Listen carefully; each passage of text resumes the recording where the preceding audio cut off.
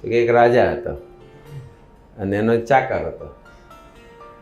અને પછી રાજાએ રીંગણા હતા, એ રીંગણા દેખાડે કે જો કે આ કેટલા સરસ રીંગણા, જોરદાર રીંગણા, સરસ મજાના. ચાકર કે હા રાજાજી, હા રાજાને કે બહુ સરસ રીંગણા છે, કે આનું શાક તો બહુ સરસ થાય, મજા આવે. એમાં રાજા કે હું હા સ્વાદિષ્ટ હારા છે, કે કાળા કાળા છે રીંગણા, જો અમે ગરમ પડે બધા, આવા રીંગણા ખવાતા હશે?